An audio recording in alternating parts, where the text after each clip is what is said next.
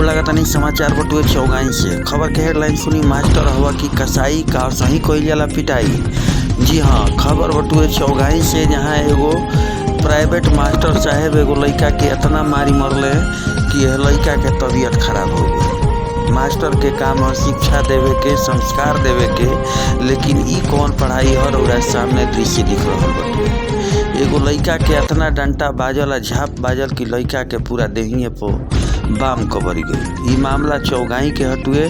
मिलल जानकारी के अनुसार ई लड़का अभी एगो निजी स्कूल में पढ़ेला। एगो प्राइवेट मास्टर से ट्यूशन पढ़त रहे। ये अपन किताब वो मास्टर साहब के देले रहे।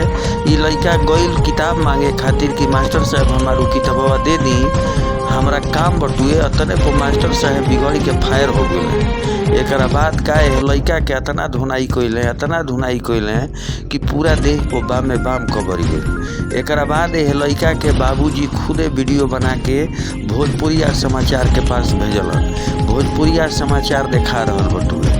लड़कन के दंडित कइल जाला, लेकिन जौना तरीका से दंड दिहल बटुए ई कहीं से अच्छा में नहीं खे। जौना तरीका से लड़का के पिटाई कइल गइल बा, ये अबोध बालक के मारल गइल बटुए, देखला से ऐसे लागता कि मास्टर नाई कसाई हमें। कसाई के काम इहे होला।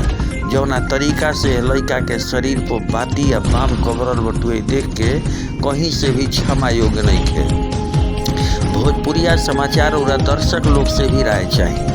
यह पुराउर विचार का बटुए, काहे से कि आज समाज संस्कार खोजता, व्यवहार खोजता, प्यार खोजता, दुलार खोजता, लेकिन कहीं से भी डंटा झाप बाम कबरल अच्छा में नहीं खे। ई मास्टर साहब के करतूत कैमरा में बना करके लड़का के बाप ही भोजपुरिया समाचार के पास भेजलस। हालांकि चेहरा ऐसे नहीं खे देखावल जात कि लड़का अभी अबोध बटुए। ऐसे भोजपुरिया समाचार है लड़का के चेहरा नहीं खे दिखावत। आगाह करत बड़ुए आवे वाला समय में मास्टर साहब लोग के कि ये तरीका से कोनो भी कार्य मत करी जौना से समाज के लोग धिक्कारे लागस, समाज के लोग रौरा पे उंगली उठावे लागस।